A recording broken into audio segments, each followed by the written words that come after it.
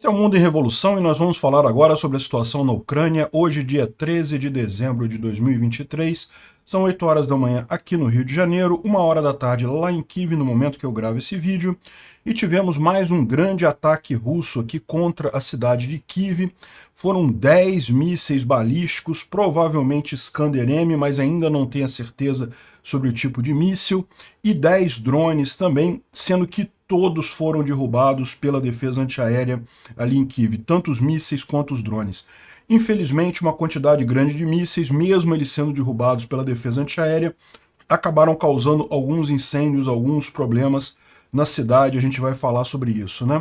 Além disso, você lembra que ontem Kiev estava sem internet, né? A principal operadora telefônica da Ucrânia ficou fora do ar, não tinha internet ontem na Ucrânia, mas a gente descobriu hoje que foi por questão de ataque hacker russo.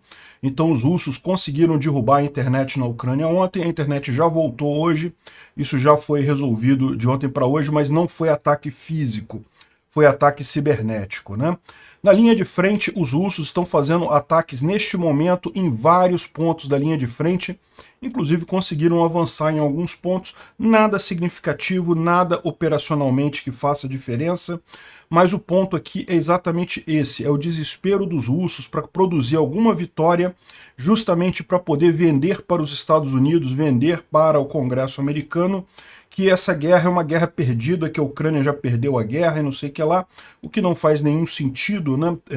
Estão tentando passar essa mensagem muito fortemente de que não, a Ucrânia já perdeu, sendo que não, ao contrário, as últimas enormes vitórias que tiveram nessa guerra foram ucranianas, foi a retomada de Kharkiv, a retomada de Kherson, e eu tenho certeza que muito em breve virão outras retomadas grandes de áreas aqui na área ocupada da Ucrânia, né? Mas os russos querem muito passar essa mensagem para o Congresso americano. Vamos aguardar para ver qual vai ser o resultado disso daí. Hoje saiu uma reportagem no New York Times sobre um documento desclassificado lá da inteligência americana que mostra que a Rússia perdeu a maior parte de suas tropas pré-guerra, ou seja, quase 90% dos soldados russos de antes do dia 22 de fevereiro estão mortos ou incapacitados devido a ferimentos, né? 90% das tropas russas, ou seja, os russos hoje têm muita gente na linha de frente, mas é principalmente o pessoal mobilizado. O pessoal de antes da guerra já foi quase todo gasto nisso daí, bem como tanques também já gastaram 2/3 dos tanques e mais um monte de números assombrosos nessa guerra que mostram como que a Ucrânia está ganhando essa guerra. É uma questão de tempo. A Ucrânia vai retomar todos os territórios que foram invadidos pelo inimigo, né? O Zelensky conversou com todo mundo lá nos Estados Unidos, lá em Washington, e já foi para a Noruega, onde ele se encontrou com os líderes dos países escandinavos, né? Finlândia, Noruega, Dinamarca e Suécia, e conseguiu mais uma ajuda muito importante da Finlândia, particularmente na produção de munição para essa guerra. Excelentes notícias aqui. Vamos falar sobre esses e outros assuntos em detalhes. As notícias foram sugeridas por Lascados com L, Sagat Bordiev e várias outras pessoas. Obrigado aí ao pessoal que sugeriu as notícias lá no nosso site, no wrevolving.com, e obrigado a você que está assistindo o nosso vídeo. Se você gosta do nosso conteúdo, por favor, deixe o seu like e se inscreva aqui no canal, né? Pois bem, começando sobre o que aconteceu aqui em Kiev, né, um grande ataque de mísseis e drones aqui na cidade. Nessa noite, às 3 horas da manhã, 3 horas da madrugada de ontem para hoje, né, ou seja, já no dia de hoje, dia 13 de dezembro, a Rússia mandou 10 drones Shahed 136 e mais 10 mísseis balísticos, né? Como eu falei para vocês, alguns estão dizendo que seriam Iskander-M, mas a gente ainda não tem a certeza sobre o tipo de míssil que foi mandado. Foram 10 e todos eles foram derrubados. Todos os drones e todos os mísseis foram derrubados pela defesa antiaérea de Kiev. Vocês sabem, ali tem um sistema Patriot, que é um sistema capaz de derrubar praticamente qualquer tipo de míssil, e os ucranianos aprenderam a operar ele muito rapidamente, com muita eficiência. Então os russos não têm mais a vantagem que tinham no ano passado de conseguir atingir a capital da Ucrânia como atingiram, né? Ano passado foram várias levas de ataques, Kiev ficou sem luz vários dias, sem água, sem aquecimento, tudo isso em pleno inverno, o que é um problema seríssimo lá na região. O inverno lá é muito rigoroso. Felizmente, o inverno do ano passado não foi um inverno dos mais rigorosos, mas o inverno desse ano está sendo, né? O inverno desse ano está sendo muito frio, particularmente frio ali naquela região. Só que dessa vez os russos não conseguem atingir lá em Kiev, né? Bom, não conseguem atingir mais ou menos, né? Então aqui o pessoal está falando que, olha só, exatamente às 3 horas do dia 13 de dezembro, o inimigo lançou um ataque de mísseis na capital da Ucrânia. Todos os alvos eram na direção da cidade de Kiev, mas foram derrubados pelo Patriot, pelas equipes lá da Ucrânia usando o Patriot. Infelizmente, porém, mesmo os destroços de mísseis e coisa e tal, acabaram causando alguns danos lá na Ucrânia, né? Então tem aqui o trabalho do Corpo de Bombeiros, alguns prédios foram atingidos com os destroços de mísseis, algumas pessoas precisaram ser salvas ali pelos bombeiros. Tem aqui algumas imagens do tratamento, né, do socorro, principalmente na parte oriental de Kiev, né? Kiev é cruzada pelo rio Dnipro. A parte central da cidade de Kiev fica aqui a oeste, tá? É na parte ocidental de Kiev que fica a maior parte do centro da cidade. A parte oriental, ou seja, a parte a leste aqui da cidade, é uma área mais residencial e coisa e tal. Tem várias pontes aqui que cruzam o rio Dnipro na região, é uma área mais residencial, e aqui que foi a maior parte dos danos, infelizmente. Ou seja, os mísseis não atingiram os alvos esperados, então não teve falta de luz, não teve falta de água, não teve falta de nenhum serviço básico lá, mas teve, infelizmente, pessoas que foram atingidas por esses destroços de mísseis. Muito triste a situação, né? É o segundo ataque massivo de mísseis lá em Kiev em 2 dias, porque teve também, anteontem também teve um ataque de 8 mísseis que também foram derrubados. Enfim, o pessoal colocando aqui a tragédia lá, o susto lá em Kiev, né?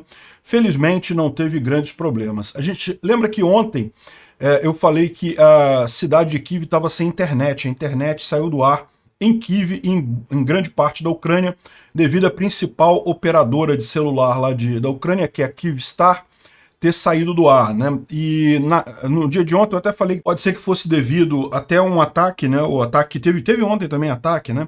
Ou seja, poderia ter atingido alguma torre, algum sistema da empresa de telefonia e ter derrubado isso. Não foi ataque físico, mas foi ataque cibernético. Os hackers do grupo Soneshek, um grupo russo de hacking, eles se responsabilizaram pelo ataque a Kyivstar. Eles entraram no sistema da operadora e conseguiram derrubar vários sistemas e coisa e tal. Isso derrubou a infraestrutura de internet para uma parte significativa da Ucrânia. Felizmente parece que já voltaram ao ar e hoje já está planejado a restauração da internet para as casas lá em Kiev, bem como o relançamento da comunicação via celular, né? Tá tudo sem sinal lá em Kiev, o pessoal que é da Kyivstar, né? E o SBU, que é o Serviço Secreto Ucraniano, está ajudando a empresa a restaurar a sua rede, porque, como vocês sabem, foi um ataque feito pelos russos, então é importante checar isso para ver se não houve implantação de algum bug, de alguma escuta, de alguma coisa ali nos sistemas, né? Então, foi um problema sério isso, mas já está resolvido, a internet já voltou lá na Ucrânia. Bom, e a gente tem algumas informações aqui. Primeiro, um incêndio lá na Rússia, né? Então isso daqui é uma fábrica de algodão na região de Moscou, e o pessoal está até comentando aqui que é um fogo muito forte para ser algodão, né? Algodão queima, é verdade, você pode botar fogo em algodão, ele queima muito forte. Mas essa intensidade de fogo aqui suspeita que havia outra coisa na verdade. Isso daí era uma fábrica de algodão, mas estava sendo usado para alguma outra coisa e está pegando fogo lá em Moscou. Novamente, pode ser um acidente, pode ser uma sabotagem, né? Não consta que tenha sido drone ucraniano, não houve ataque ainda de drones ucranianos lá em Moscou essa noite. Mas o Zelensky falou que vai retaliar os ataques em Kiev. Aqui foi em Rostov-on-Don, tá vendo? Teve também uma explosão em Rostov-on-Don, numa subestação de energia elétrica, uma parte da cidade ficou sem energia. Então, Rostov-on-Don é essa cidade aqui, russa, aqui embaixo. Então a gente teve também uma explosão aqui e a cidade, uma parte da cidade ficou sem energia elétrica. Novamente, não sabemos o que é, pode ter sido meramente um acidente, né, uma falha, ou pode ter sido uma sabotagem também de ucranianos ali, né? Drone também não consta que tenha havido ataque de drones em Rostov de ontem para hoje ainda. Pode ser que hoje, mais tarde, a gente tenha isso. Bom, falando sobre a linha de frente, né? Não tem nenhuma grande novidade na linha de frente. Teve alguns avanços russos de ontem para hoje. Pequenos avanços, nada muito significativo. A linha está praticamente parada, mas o que aconteceu de ontem para hoje? Os russos avançaram ou tentaram avançar em um monte de lugares na linha de frente. Eles estão desesperados para conseguir alguma vitória, justamente para dar a ideia, para vender a ideia para o Ocidente de que a Rússia está ganhando a guerra, que não sei o que lá e coisa e tal. O que não faz sentido nenhum, a Rússia não conquista nada desde basicamente 2022, conquistou o Bakhmut, que era uma cidade insignificante do ponto de vista estratégico, a Avdiivka está tentando tomar, não consegue sair do lugar, mas enfim, aqui em Kherson eles tentaram fazer mais um ataque, aqui mostra os soldados russos entrando no transporte blindado de pessoal, né? Então um monte de soldado entrando ali, coisa e tal, e logo em seguida o blindado é atingido por um ataque ucraniano, né? Então dá para ver aqui, que já foi atingido por um ataque ucraniano aqui e acabou não funcionando o blindado, né? Enfim, isso aqui foi perto de Krink, ou seja, mais uma vez os russos tentando retomar a região de Krink sem conseguir fazer isso, né? Também aqui na região de Krink, o Teplinsky parece que recriou a chamada Guarda Branca. Guarda Branca era um destacamento da época soviética, né, dentro do Exército Vermelho, em que era feito exclusivamente com oficiais, ou seja, um grupo que só tem oficiais. Aí você pode pensar assim, então quer dizer que essa Guarda Branca é uma coisa, uma tropa de elite, coisa e tal? Não, meu amigo, porque oficial que aprende, o que ele aprende na escola lá de oficiais é como comandar ataques. Ele não aprende a fazer o ataque em si, a obedecer o ataque em si, né? Então, na verdade, acaba sendo uma guarda pior do que a normal, acaba sendo uma unidade pior do que o normal. A ideia disso é justamente, foi modelado em cima da Guarda Branca, as unidades dos anos 1920, e que o maior critério para isso eram os oficiais que não tinham boa capacidade de comandar subordinados, que tinham problemas de indisciplina, ou seja, isso daqui, a Guarda Branca, é uma punição para comandantes, uma punição para oficiais. Aqueles oficiais que não desempenham da forma correta, coloca ele numa unidade que só tem oficiais e aí eles são obrigados a fazer o papel de soldados na linha de frente, né? A ideia é que isso talvez ensine eles como comandar corretamente, coisa e tal, mas na prática acaba sendo apenas a morte de oficiais em grande número, né? Enfim, uma técnica de 1920 que o pessoal resolveu fazer ali, justamente porque a gente sabe que está tendo realmente problemas de comando naquela região ali, e essa foi a ideia brilhante do Teplinsky, replicar uma estratégia de 100 anos atrás, e que certamente não vai ajudar em nada neles nessa região, porque o problema deles é justamente esse. Eles têm poucos oficiais capacitados, né? Como a gente vai ver hoje na matéria do New York Times, que é o grande assunto do dia, né? A Rússia perdeu 90% de sua força militar já nessa guerra. Ou seja, o pessoal capacitado, o pessoal que sabia lutar, o pessoal que sabia comandar, muita gente já acabou, já foi morta nessa guerra, e agora o pessoal que tem é o pessoal novato, o pessoal que é incapaz de fazer a coisa direito. Daí a dificuldade que o Teplinsky tem ali na margem direita do Dnipro, né? Ou seja, voltou a Guarda Branca, que é uma punição para oficiais no exército russo, né? O Tendar aqui está falando que ele está vendo um conjunto de vídeos e imagens que estão vindo lá da região de Avdiivka e que são absolutamente uma carnificina entre as tropas russas, né? E eu não posso mostrar isso aqui para vocês porque o YouTube não gosta desse tipo de material aqui, mas é muito fácil de achar, realmente é impressionante a quantidade de imagem, de vídeo mostrando as tropas russas morrendo em grandes números ali em Avdiivka, né? Eles estão querendo justamente, como eu mencionei, uma vitória final importante para tentar convencer o Congresso americano a parar de ajudar a Ucrânia, né? O grande talking point agora dos republicanos lá, do Mike Johnson e outros republicanos se a gente vai ajudar a Ucrânia, tem que ajudar a Ucrânia com um plano que tenha sentido, que faça sentido, que vai fazer a Ucrânia ganhar. Qual que é esse plano? Se a Ucrânia está perdendo, não tem possibilidade dela ganhar, né? Ou seja, esse é a mensagem que eles querem passar, né? Evidentemente que isso é falso. Quem está na parte desesperada da coisa, quem está lutando desesperadamente por uma tentativa de cessar fogo é a Rússia, porque a Rússia, sim, está numa situação muito ruim. A Ucrânia está aguardando, está juntando forças, está recuperando suas forças para fazer uma contraofensiva mais adiante, mas quem está numa situação ruim são os russos nessa história. Então eles querem tentar alguma coisa a qualquer custo e com isso acabam perdendo cada vez mais soldados aqui nessa coisa, né? Como o pessoal está falando aqui, 315 mil soldados e contando. A gente vai falar sobre esse artigo do New York Times daqui a pouquinho. Tem aqui também, em termos de ataques na região de Avdiivka, isso aqui é impressionante, porque, olha só, aumentou de forma enorme os ataques nos últimos 3 dias.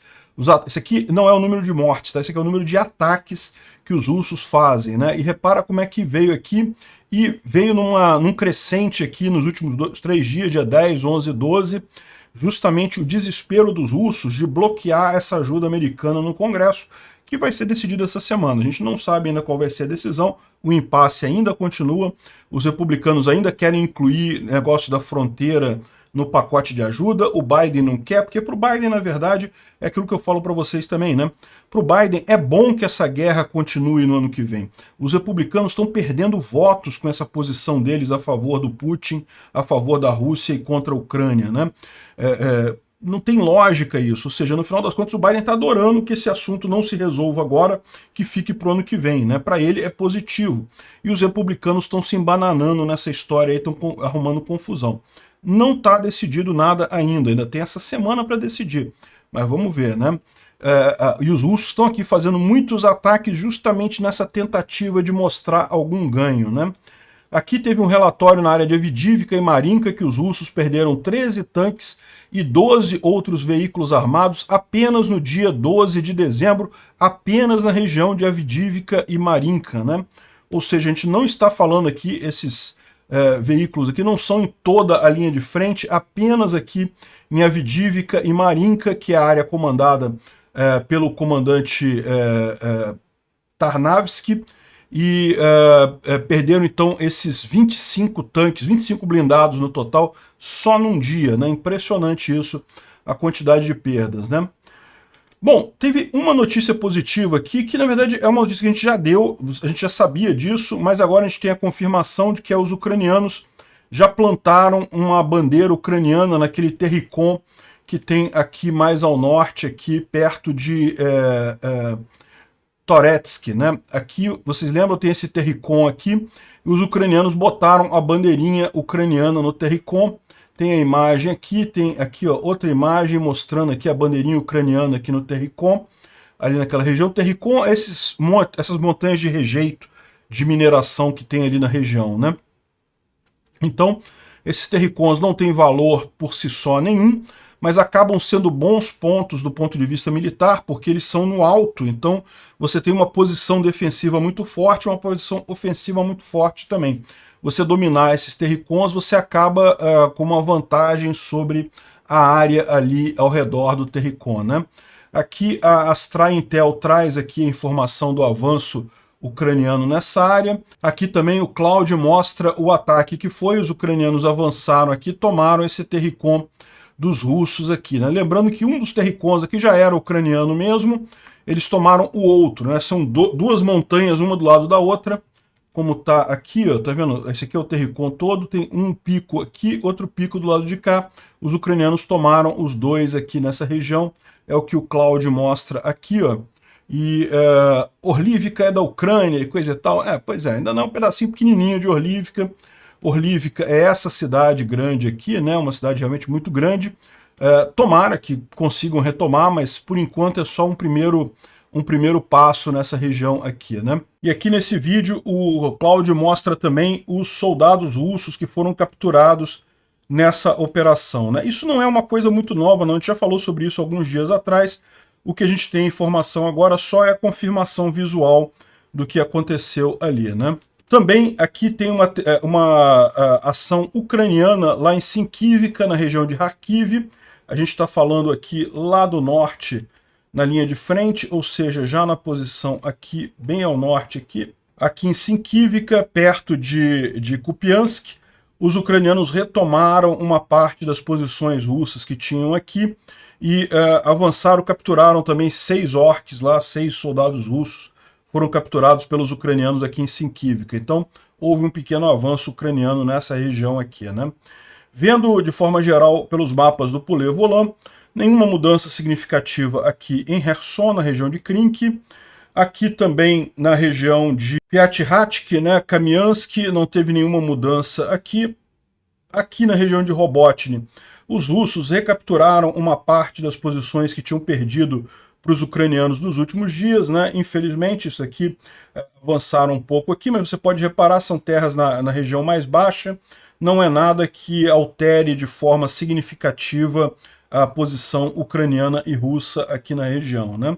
Pequeno avanço aqui, como eu falei, de fato, de ontem para hoje, teve um monte de pequenos avanços russos na linha de frente, né?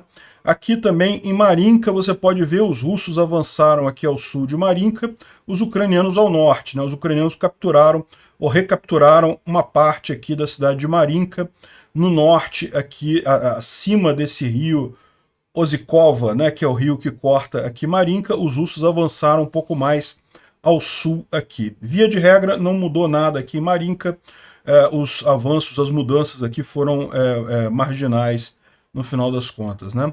Aqui tem um detalhe maior sobre a situação em Marinka, tá vendo? Ainda tem um pedaço aqui na parte sul que é contestada. Na parte norte, os ucranianos avançaram um tanto aqui, e na parte sul, os russos também avançaram aqui, né?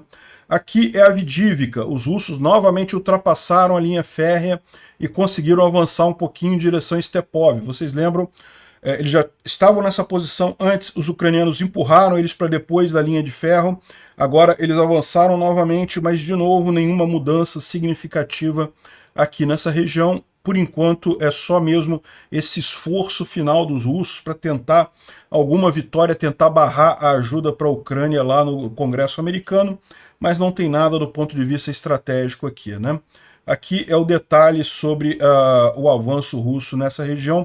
Me preocupa muito mais o avanço que teve aqui na região da planta de tratamento de resíduo aqui embaixo do que propriamente esse avanço aqui. Esse avanço aqui é frágil, os ucranianos conseguem retomar essa área com alguma facilidade. Aqui é que a coisa pode gerar mais dificuldade para os ucranianos, né? E também pegaram mais um pedacinho da área industrial que tem aqui no sul de Avdiivka. Novamente, não é nada que faça diferença do ponto de vista da segurança, né? Mas tem mais aqui, né? Tem aqui em Klishivka, avançaram um pouquinho aqui ao norte de Klishivka. De novo, aqui não tem nenhum grande problema. Me preocupa muito mais esse fato aqui deles terem desalojado os ucranianos dessa região aqui, que é uma região muito mais estratégica para a defesa de Klishivka do que essa área aqui. Essa área aqui não faz muita diferença. Aqui sim é importante. E o fato dessa área aqui estar exatamente igual ao que estava ontem, isso dá duas notícias. Uma notícia boa e uma notícia ruim. A notícia boa é que os russos não conseguiram consolidar os ganhos deles aqui, né? Você vê, eles expulsaram os ucranianos dessa região aqui, mas eles não conseguiram tomar a região está na zona cinza. Eles não conseguiram tomar aqui, então isso é uma notícia boa. A notícia ruim é que os ucranianos também não conseguiram retomar o controle aqui, ou seja, era esperado que os ucranianos retomassem esse controle aqui nessa região. Ainda está em disputa. Vamos aguardar aí nos próximos dias para que lado vai isso daqui. Lembrando que Klishivka, essa cidade aqui, ela fica na região baixa. O grande segredo para dominar Klishivka é justamente dominar essas colinas ao norte da cidade, né? Que é justamente essa região aqui de onde os ucranianos foram expulsos aqui. É um perigo realmente esse avanço aqui. Esse daqui não tem nenhuma grande consequência do ponto de vista tático, né? Está aqui o detalhamento da situação. Repara que em amarelo é o conjunto de trincheiras que tem aqui na região. Os ucranianos foram expulsos das trincheiras, de parte delas, mas os russos ainda não tomaram conta dessas trincheiras, não. Aqui mais acima, na área de Soledar, não teve mudança de ontem para hoje. Aqui também na área de Kreminá, também não teve nenhuma grande mudança. Vocês podem ver, porque assim, veja, teve luta, tá? Teve muita briga aqui, teve soldados tentando avançar e coisa e tal. A questão é que não houve mudança significativa por aqui, né? E finalmente, aqui lá no norte, ele não fala sobre Sinkivka. A gente já tem informação hoje que os ucranianos avançaram aqui em Sinkivka. O que ele coloca só foi um avanço russo que teve aqui na região de Ivanivka, que a gente falou no vídeo de ontem, inclusive, né? Então não tem nenhuma mudança significativa de ontem para hoje aqui nessa região. O que chama atenção realmente, né, no que está acontecendo nos últimos dias é essa pressa dos russos de mostrar algum resultado numa época do ano que é uma época ruim e que está causando muitas mortes russas ali na região, né? Bom, o Instituto para Estudo da Guerra fala justamente sobre esse assunto, que o relatório da inteligência americana que vazou para o New York Times e que está dizendo justamente que os russos estão perdendo muito pessoal, perdendo muita gente. A gente vai falar disso logo em seguida, então não vou entrar nesses detalhes que o Instituto para Estudo da Guerra está falando aqui, né? Ele fala também sobre a visita do Zelensky lá em Washington, falou com o Congresso, falou com os oficiais americanos, falou com um monte de gente. Vamos aguardar para ver aí o resultado disso nas próximas horas. São próximos dias, próximas horas. Essa semana que vai decidir isso daí, né? Sendo que, lembra, mesmo que o Congresso não aprove esse tipo de coisa, não quer dizer que não vá aprovar no ano que vem, né? O Biden, a essa altura, já garantiu que ele queria, que era levar esse conflito para o ano que vem. Então, nesse ano que vem, certamente isso vai ser um ponto fundamental na campanha americana e, infelizmente, vai acabar prejudicando os republicanos nessa história toda, né? Bom, aqui está a reportagem que saiu originalmente no New York Times, aí tem traduzido em vários jornais aqui do mundo todo, e aqui o Globo traz a informação de que a Rússia perdeu quase 90% dos seus soldados desde o início da guerra da Ucrânia, aponta relatório da inteligência americana, né? E o número de equipamento também diminuiu drasticamente. A Rússia tinha 3.500 tanques, 2.200 já teriam sido destruídos, 2/3 dos tanques russos já teriam sido destruídos, né? Então é realmente impressionante esse relatório. Isso mostra o quanto que a Rússia está disposta a perder pessoal, né? Então, evidentemente, olha só, o exército russo contava com 360 mil soldados, dos quais 315 mil teriam sido mortos. Aí você fala, pô, mas então sobrou pouca coisa, né? Não, porque a Rússia fez mobilização, mobilizou mais gente. Isso quer dizer, porém, que esses mobilizados suprem a falta dos soldados originais? Não. As melhores tropas russas já estão hoje em dia em frangalhos. O pessoal realmente profissional, que realmente sabia lutar, já está em frangalhos. O que tem muita gente para carne de moedor de carne lá dos russos, né? Para fazer ataque de carne e para morrer com muita facilidade. Isso é uma coisa que vai causar um dano a longo prazo na própria Rússia enorme. Não é à toa que o Putin está falando disparates, como cada mulher russa ter 8 filhos e coisa e tal, porque realmente isso vai gerar um impacto demográfico na Rússia significativo. E eles falam aqui sobre esse tipo de coisa. No final das contas, isso reduziu a complexidade e a escala de operações ofensivas russas, que não conseguiram obter grandes ganhos na Ucrânia desde o início de 2022. E mesmo o ganho que conseguiram em 2022 é ridículo, é a cidade de Bakhmut, nada além disso, né? E, ao contrário, as duas grandes vitórias, últimas grandes vitórias aqui, foram ucranianas. Foi a ofensiva de Kharkiv e a ofensiva de Kherson, que realmente conseguiram avançar. Você pode dizer que a ofensiva de inverno ucraniana, que foi aqui em Zaporizhia, fez pouco efeito, de fato, a gente esperava mais do que isso, mas de qualquer forma os russos conseguiram menos ainda. Se você olhar o que os russos avançaram aqui, foi menos ainda do que os ucranianos retomaram de terreno aqui em Zaporizhia, né? Então a situação russa é muito ruim e não é à toa que o Putin está jogando todas as cartas em retirar apoio da Ucrânia pelos Estados Unidos. Está jogando todas as cartas para tentar isso, não creio que vá conseguir. Pode conseguir adiar esse apoio, mas não vai conseguir acabar com ele. De fato, eu não duvido nada que o Biden esteja preferindo que o Congresso não passe esse tipo de coisa, justamente para ele poder usar isso na campanha. Ele tem poder para, na canetada, ajudar mesmo sem o apoio do Congresso. Ele quer fazer isso ano que vem por questão eleitoral. O Congresso, os republicanos no Congresso estão se embananando com esse negócio todo, estão segurando o apoio, querendo fazer um monte de coisa. No final das contas, o que o Biden vai fazer?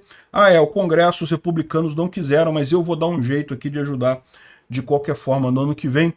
isso vai ser uma coisa muito boa para o Biden. Por quê? Porque a maior parte do público americano é a favor da Ucrânia e está puto com essa posição dos republicanos ali, né? Por mais que na bolhazinha ali do pessoal apoiador de Trump tenha muita gente que acha um absurdo ajudar a Ucrânia e coisa e tal, não tenham dúvida, é uma bolhazinha pequenininha. Eu não sei nem como é que esse pessoal subside ali sem ter ajuda financeira da Rússia, né?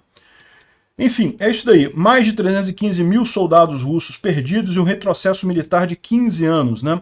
Os documentos desclassificados mostram como a Rússia não consegue avançar na Ucrânia mais, nem que queira, né? De ontem para hoje teve até uma Rousseff falando que, ai não, porque mandar arma para os ucranianos vai acabar fazendo com que a Rússia invada Odessa e Kharkiv, não sei o que lá, que tem que parar ajuda para ajudar a Ucrânia. Olha a ideia do pessoal. E o Elon Musk ainda retweetou esse cara, falando, não, é isso daí, concordo contigo, temos que parar de ajudar a Ucrânia para ela não perder mais, a gente está ajudando, está dando falsa esperança. Cara, não tem nenhuma lógica desse pessoal, né? A Rússia está desesperada, a Rússia precisa parar a guerra agora, porque eles não têm capacidade de durar muito tempo, né? Mas vamos ver o que vai acontecer aí nos próximos dias. E repara uma coisa curiosa, né? Esse documento da inteligência americana fala em 315 mil soldados russos perdidos, e de fato isso está bem de acordo com o número que é fornecido pela Ucrânia, né? A Ucrânia fala em 340 mil soldados mortos russos até aqui nessa guerra, né? Ok, 315 mil é um pouco menos, mas é na mesma ordem de grandeza. Você vê como que os números ucranianos têm um grau de solidez e de respeitabilidade maior do que os números russos. Os russos são completamente chutados, os números dele. Inclusive, quando você compara esses números daqui com os números obtidos por OSINT, né, o pessoal que realmente conta as perdas no campo de batalha, também os números ucranianos são muito mais próximos da verdade do que os números russos, né? Então, é isso daí. Impressionante a perda do exército russo nessa história toda. Bom, ontem os ucranianos lançaram essa foto aqui do ministro da Defesa, o Umerov, junto com o Syrskyi, junto com o Zaluzhny, para tentar dissipar aí alguns rumores de que teria briga, que o Zaluzhny brigou com o Syrskyi, não sei o que lá, não sei o que lá. Não tem isso, né? Pode ter algum conflito pessoal de opinião entre alguma situação? É lógico que tem. Toda equipe tem opiniões diferentes e coisa e tal, mas no final das contas não tem nenhuma briga aberta dentro do exército ucraniano, nem com o Zelensky, tá? Estão tentando plantar essa ideia de que o Zelensky está brigado com o pessoal. Não tem nada brigado ali. A coisa está funcionando como deveria funcionar de fato, né? O Mike Ryan aqui faz um balanço da visita do Zelensky lá nos Estados Unidos. Ele não está otimista com a situação, ele acha que o Congresso está dividido e que os republicanos estão botando um pé muito forte. Eu já falei para vocês, eu acho que isso é um erro dos republicanos. Vamos ver o que vai acontecer nos próximos dias, mas eles tratam também como o Biden não está se empenhando tanto assim nessa aprovação, né? De qualquer forma, os americanos confirmaram um novo pacote de ajuda para a Ucrânia de 200 milhões de dólares, isso que ainda vem das coisas anteriores, né? E inclui mísseis e coisa e tal, munição, basicamente manutenção do apoio lá na Ucrânia, né? Que bom esse pacote, mas isso daqui não resolve a situação. O Biden continua dando uma mensagem muito otimista. Ele falou que a Ucrânia vai estar na OTAN, sem dúvida alguma, imediatamente depois de ganhar a guerra, segundo ele diz. Eu também acho isso, mas, poxa, ele podia estar ajudando mais nisso daí, né? Eu sei que, para ele, politicamente, é melhor adiar esse negócio, deixar mais para frente, mais perto da eleição, mas ele já podia estar ajudando mais isso daí. O Zelensky esteve lá no Senado americano, conversou com os senadores e coisa e tal, agradeceu aqui aos senadores que o receberam e tal. Vamos aguardar para ver o que vem disso daí, né? O que ele conseguiu mover nessa história. Ele passou já para Oslo, chegou lá na Noruega para um encontro do norte da Europa, né? Não é bem escandinavo, que vai todo mundo, vai Noruega, Dinamarca, Islândia, Finlândia e Suécia.